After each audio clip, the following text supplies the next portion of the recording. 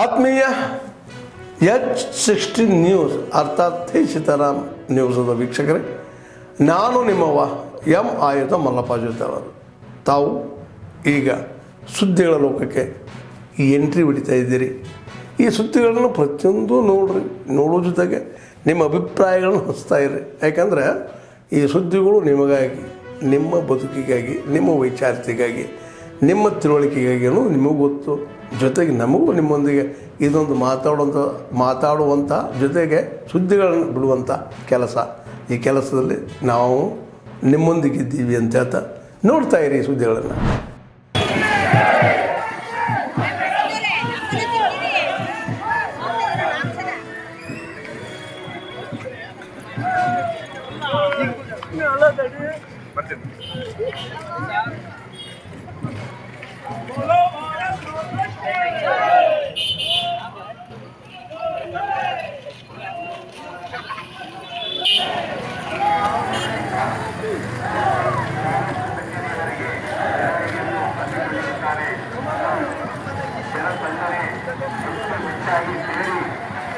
ಅದ್ದೂರಿಯಾದ ಉತ್ಸಾಹಗಳನ್ನು ಕೋರುತ್ತಿದ್ದಾರೆ.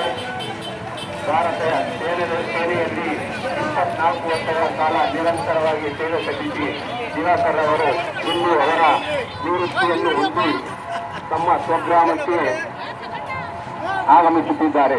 ಅವರಿಗೆ ಗುಬ್ಬಿ ತಾಲೂಕು ಮನೆಗಳನ್ನು ಪೂಜೆ ಮಾಡೋದು, ಪ್ರಸಾದ, ಅರ್ಕೆ ಹೊತ್ತುಕೊಳ್ಳೋದೆಲ್ಲ ಮಾಡ್ತಾ ಇದ್ದೀವಿ.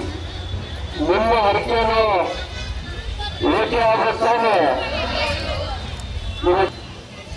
ನೀವೆಲ್ಲರೂ ಇಲ್ಲಿಂದ ಸಂತೋಷವಾಗಿ ಮನೆಗೆ ಹೋಗ್ಬಿಡ್ತಾನೆ. ನಾವು ಚಿಕ್ಕಂದ್ರಿಂದಲೇ ನೋಡ್ತಾ ಅಂಗನವಾಡಿ ಹಿಡಿದು ಪ್ರತಿಯೊಬ್ಬರ ಸಮಸ್ಯೆಗಳ 20 ವರ್ಷಗಳ ಕಾಲದಿಂದ ಎಲ್ಲರೂ ಗಮನಿಸ್ತಾ ಇದ್ದಾರೆ. 10 ನಿಮಿಷ ತಾವೆಲ್ಲರೂ ತಾಳ್ಮೆಯಿಂದ ಇದ್ರೆ ನಿಮ್ಮ ಕೂಗು ಇನ್ನೂ ಬಿಟ್ಟುಕೊಳ್ಳುವುದಿಲ್ಲ. ಹಾಗಾದ್ರೆ ಕಾರ್ಪೊರೇಷನ್ ಗೌರ್ಮೆಂಟ್ ಆಫ್ ಕರ್ನಾಟಕ ಅವರ ಅಧ್ಯಕ್ಷರಾಗಿದ್ದಂತ ರಾಮಕೃಷ್ಣಪ್ಪರವರು ಹಂಗೆ ಮಾಡಿದ್ರು. ಅದಕ್ಕೆ ಅಧ್ಯಕ್ಷರಾಗಿದ್ದರು ಇವತ್ತಿಗೆ ಬಂದಿದ್ದಾರೆ. ಕಣ್ಣಿಂದ ಅವರಿಗೆ ಆಪರೇಷನ್ ಆಗಿದ್ರು. 2-3 ದಿನಗಳ ಹಿಂದೆ ಪುತ್ತೂರು ಸುಬ್ರಹ್ಮಣ್ಯ ರಸ್ತೆಯಲ್ಲಿ ಗಡಪಿಲ ಎಂಬ ಜಾಗದಲ್ಲಿ ಗೋಕಳ್ಳರು ಗೋಗಳನ್ನು ಸಾಗಿಸ್ತಾ ಇದ್ದಾಗ ತಮ್ಮ ವಾಹನ ಕೆಟ್ಟದ್ದರಿಂದಾಗಿ ಗೋಗಳನ್ನು ಬಿಟ್ಟು ಪರಾರಿಯಾಗಿದ್ದರು. ವಿಷಯವನ್ನ ಅರಿತ ನಮ್ಮ ವಿಶ್ವ ಹಿಂದೂ ಪರಿಷತ್ ಬಜರಂಗ ದಳದ ಕಾರ್ಯಕರ್ತರು ಆ ಸಂದರ್ಭದಲ್ಲಿ ಪುತ್ತೂರು ಪೊಲೀಸ್ ಇಲಾಖೆಯ ಸಹಕಾರದೊಂದಿಗೆ ಗೋಗಳನ್ನು ಸಂರಕ್ಷಿಸಿ ಅವುಗಳನ್ನು ಈಗ ಪುತ್ತೂರು ಮಹಾಲಿಂಗೇಶ್ವರ ದೇವಸ್ಥಾನದ ಗೋಶಾಲೆಯಲ್ಲಿ ಗೋವುಗಳಿಗೆ ಬೈಹುಲ್ಲಿನ ವ್ಯವಸ್ಥೆಯನ್ನು ಕೂಡ ಮಾಡಲಾಗಿದೆ. ಈಗ ಪುತ್ತೂರು ನಗರ ಠಾಣಾ ಪೊಲೀಸರು ಗೋಕಳ್ಳರನ್ನ ಮಾಣಿಯಲ್ಲಿ ಬಂಧಿಸುವಲ್ಲಿ ಯಶಸ್ವಿಯಾಗಿದ್ದಾರೆ. 2 ಜನ ಗೋಕಳ್ಳರು ಈಗ ಬಂಧಿತರಾಗಿರುವ ಕಾರಣ ಅವರ ತನಿಖೆಯಲ್ಲಿ ಬಂದಂತ ಮಾಹಿತಿ ಏನಂತ ಹೇಳಿದ್ರೆ, ಅವರು ಇನ್ನೋವಾ ಕಾರ್ನಲ್ಲಿ ಗೋವುಗಳನ್ನ ಸವಣೂರು ಕಡೆಯಿಂದ ಅಕ್ರಮವಾಗಿ ಸಾಗಿಸ್ತಾ ಬರ್ತಾ ಇದ್ರು. ಆಗ ಕಾರು ಕೆಟ್ಟು ಹೋದ್ರಿಂದ ಗೋವುಗಳನ್ನು ಬಿಟ್ಟು ಪರಾರಿಯಾಗಿತ್ತು. ಈಗ ಪ್ರಶ್ನೆ ಏನಂತ ಹೇಳಿದ್ರೆ, ಸವಣೂರಿನಲ್ಲಿ ಇರ್ತಕ್ಕಂಥ ಏನು ಚೆಕ್ ಪೋಸ್ಟ್ ಇರ್ಬೋದು ಅಥವಾ ಇನ್ನಿತರ ಯಾವುದೇ ಆ ಭಾಗದಿಂದ ಬರುವಾಗ ಇರುವಂತಹ ಚೆಕ್ ಪೋಸ್ಟ್ಗಳನ್ನು ದಾಟಿ ಗೋಕಳ್ಳರು ಬಂದಿದ್ದಾದರೂ ಹೇಗೆ ಅನ್ನೋದು ಒಂದು ಪ್ರಶ್ನೆ. ಜೊತೆಗೆ ಅವ್ಯಾಹತವಾಗಿ ಈಗ ಗೋಕಳ್ಳತನ ನಡೀತಾ ಇದೆ. ಅದನ್ನ ತಡೆಯುವಲ್ಲಿ ಕಟ್ಟುನಿಟ್ಟಿನ ಕ್ರಮವನ್ನ ಪೊಲೀಸ್ ಇಲಾಖೆ ಕೈಗೊಳ್ಳಬೇಕು ಅಂತ ವಿನಂತಿ ಮಾಡ್ತಾ ಇದ್ದೀನಿ. ಜೊತೆಗೆ ಈಗೇನು 2 ಗೋಕಳ್ಳರನ್ನ ಅಬ್ದುಲ್ ಮತ್ತೆ ಆಶೀಫ್ ಅಂತ ಮಾಹಿತಿ ಬಂದಿದೆ. ಅಂಥವರನ್ನ ಹಿಡಿದಂತ ಪೊಲೀಸ್ ಇಲಾಖೆಗೆ ಅಭಿನಂದನೆಯನ್ನು ಕೂಡ ಹೇಳ್ತಾ ಇದ್ದೀನಿ. ಜೊತೆಗೆ ಇನ್ನು ಮುಂದೆ ಇಂತಹ ಗೋಕಳ್ಳರ ವಿರುದ್ಧ ಕಟ್ಟುನಿಟ್ಟಿನ ಕಾರ್ಯಾಚರಣೆಗಳಾಗಬೇಕು, ಸೂಕ್ತ ಕಾನೂನು ಕ್ರಮ ಕೈಗೊಳ್ಳಬೇಕು ಹಾಗೂ ಅವರಿಗೆ ತಕ್ಕ ಶಿಕ್ಷೆ ಆಗಬೇಕು ಅಂತ ಹೇಳಿ ಈ ಸಂದರ್ಭದಲ್ಲಿ ನಾನು ವಿಶ್ವ ಹಿಂದೂ ಪರಿಷತ್ ಬಜರಂಗ ದಳದ ವತಿಯಿಂದ ವಿನಂತಿ ಮಾಡ್ತಾ ಇದ್ದೀನಿ. 1 ವರ್ಷಗಳ ಕಾಲ ನಾವು ಈ ಒಂದು ಶತಾಬ್ದಿ ಸಮಾರಂಭದ ಸಂದರ್ಭದಲ್ಲಿ ಎಲ್ಲ ಭಾಗದಲ್ಲೂ ಸಹ, ಕರ್ನಾಟಕ ರಾಜ್ಯದ ಎಲ್ಲ ಜಿಲ್ಲೆಗಳಲ್ಲೂ ಸಹ ಈ ಒಂದು ಮಹಾತ್ಮ ಗಾಂಧಿ ಮತ್ತು ನಾರಾಯಣ ಗುರುಗಳ ಸಂವಾದದ ಸೆಮಿನಾರ್ ಇರ್ಬೋದು ಅಥವಾ ಈ ರೀತಿಯಲ್ಲಿ ಮಾಡಲಿಕ್ಕೆ ಒಂದು ತೀರ್ಮಾನ ತೆಗೆದುಕೊಂಡಿದ್ದೀವಿ. ಎಲ್ಲ ಜಿಲ್ಲೆಗಳಲ್ಲೂ ಸಹ ನಡೆಯುತ್ತೆ.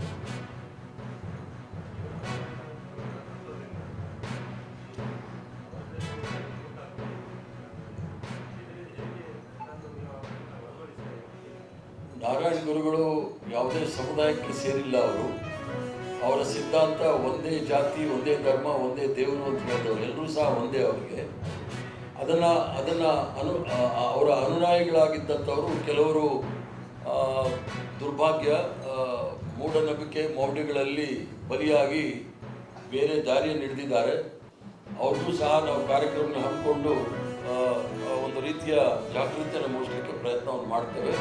ಯಾವ ರೀತಿ ನಾರಾಯಣ ಗುರುಗಳ ಸಿದ್ಧಾಂತವನ್ನು ನಾವೆಲ್ಲರೂ ಅನುಸರಿಸಬೇಕು ಮತ್ತು ಯಾವ ದಾರಿ ಅವರೆಲ್ಲ ಹಿಡಿದಿದ್ದಾರೆ, ಅದು ನಾರಾಯಣ ಗುರುಗಳ ತತ್ವ ಸಿದ್ಧಾಂತದ ವಿರುದ್ಧವಾಗಿರ್ತಕ್ಕಂಥ ಸಿದ್ಧಾಂತವನ್ನು ಒಪ್ಕೋಬಾರ್ದು ಅಂತ ಹೇಳಿ ಮನವರಿಕೆ ಮಾಡಲಿಕ್ಕೆ ಪ್ರಯತ್ನ ಮಾಡ್ತೇವೆ.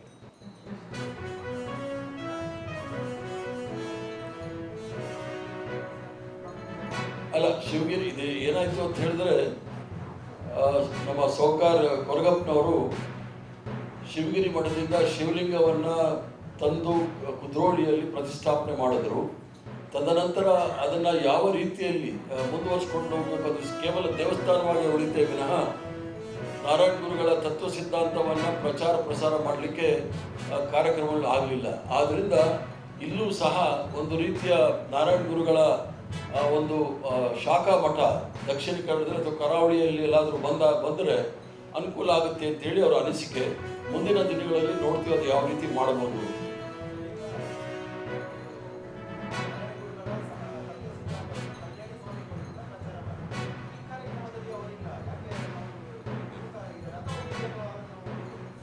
ಈಗ ನಾರಾಯಣ ಕನ್ಯಾಡಿ ಸ್ವಾಮಿ ಅವರು ಅಲ್ಲಿರ್ತಕ್ಕಂಥ ಶ್ರೀರಾಮ ಮಂದಿರ ಇವೆಲ್ಲವೂ ಸಹ ಇದಕ್ಕೆ ಸೇರಿರ್ತಕ್ಕಂಥವ್ರೆ. ಇಲ್ಲಿ ನಾವು ಕೇವಲ ನಾರಾಯಣ ಗುರುಗಳ ತತ್ವ ಸಿದ್ಧಾಂತದಲ್ಲಿ ಆಶ್ರಮದಲ್ಲಿ ಯಾರು ದೀಕ್ಷೆ ತೆಗೆದುಕೊಂಡಿದ್ದಾರೆ, ವಿಖ್ಯಾನಂದ ಸ್ವಾಮೀಜಿಗಳು ಮತ್ತು ಉಳಿದ ಸ್ವಾಮೀಜಿಗಳು, ಅವ್ರನ್ನ ಮಾತ್ರ ನಾವು ಇಲ್ಲಿ ಆಹ್ವಾನಿಸಿದ್ವಿ.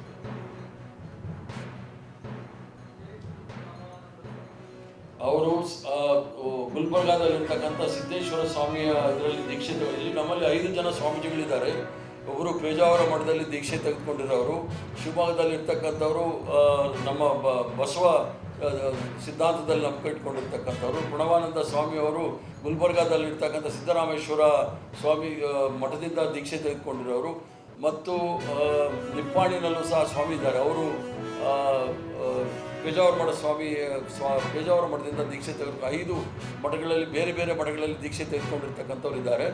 ವಿಖ್ಯಾನಂದ ಅವರು ಮಾತ್ರ ಶಿವಗಿರಿಯ ಮಠದಲ್ಲಿ ದೀಕ್ಷೆ ತೆಗೆದುಕೊಂಡಿರ್ತಕ್ಕಂಥದ್ರಿಂದ ಅವರನ್ನು ಮತ್ತು ಶಿವಗಿರಿಯ ಮಠದಲ್ಲಿರ್ತಕ್ಕಂಥ ಸ್ವಾಮೀಜಿಗಳು ಮಾತ್ರ ಆಹ್ವಾನ ಮಾಡಿದ್ದೇವೆ.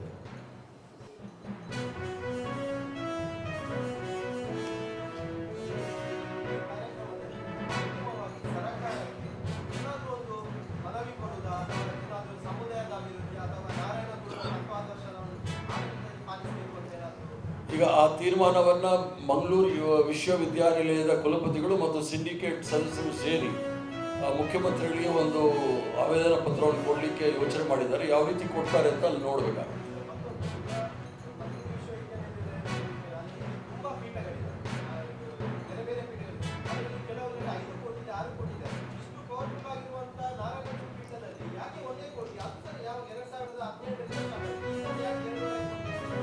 ಈಗ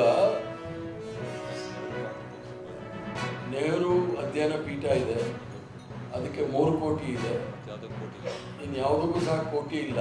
ಈ ಅಧ್ಯಯನ ಪೀಠಕ್ಕೆ ನಮ್ಮ ಅನುದಾನಗಳಿಂದ ಮಾಡಿರ್ತಕ್ಕಂಥವ್ರು, ನಾವಿರ್ತಕ್ಕಂಥ ಅಭಿಮಾನದಿಂದ ಮಾಡಿರ್ತಕ್ಕಂಥವ್ರು, ಮುಂದೆ ಬರ್ತಕ್ಕಂಥ ದಿನಗಳಲ್ಲಿ ಯಾವ ರೀತಿ ಸಹಾಯ ಆಗ್ಬೋದು ಅನ್ನೋದನ್ನು ನಾವು ಮಾಡ್ತೀವಿ. ಮತ್ತು ಈಗಾಗಲೇ ನಾರಾಯಣ ಗುರು ಅಭಿವೃದ್ಧಿ ನಿಗಮವನ್ನು ಮಾಡಿದ್ದಾರೆ. ಅದರ ಮೂಲಕ ಯಾವ ಕಾರ್ಯಕ್ರಮ ಹಮ್ಮಿಕೊಳ್ಬೋದು ಅಂತೇಳಿ ಅವರು ಸಹ ಒಂದು ಆವೇದನ ಪತ್ರವನ್ನು ಮುಖ್ಯಮಂತ್ರಿಗಳು ಕೊಡಲಿಕ್ಕೆ ಒಂದು ಯೋಚನೆ ಮಾಡಿದ್ದಾರೆ.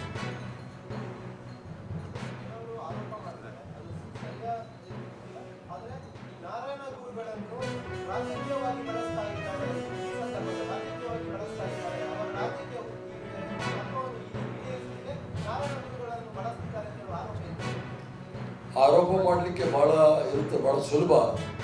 ಮಹಾತ್ಮ ಗಾಂಧಿಯವರು ಮತ್ತು ನಾರಾಯಣ ಗುರುಗಳ ಸಂವಾದ, ಇದರಲ್ಲಿ ಯಾವುದೇ ರಾಜಕೀಯ, ಎಲ್ಲ ಪಕ್ಷದವರು ಸಹ ಇದ್ದಾರೆ. ಆದ್ದರಿಂದ ಇದಕ್ಕೆ ರಾಜಕೀಯ ಬಣ್ಣ ಬಳಿಯೋದು ತಪ್ಪು. ಎಲ್ಲ ರಾಜಕೀಯ ಪಕ್ಷದವರು ಸಹ ಇದ್ದಾರೆ.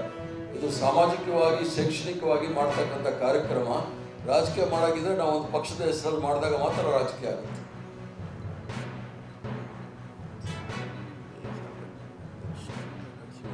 ಅದನ್ನು ಹೇಳಿದ್ನಲ್ಲ,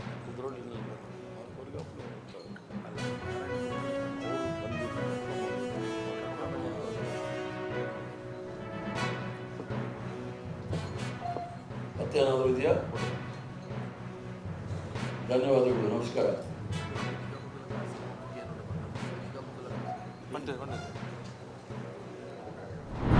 ಆದ್ಮೇಲೆ ಎಲ್ಲ ಸುದ್ದಿಗಳನ್ನು ನೋಡಿದ್ರಲ್ಲ, ಏನು ಅನಿಸ್ತು ನಿಮಗೆ?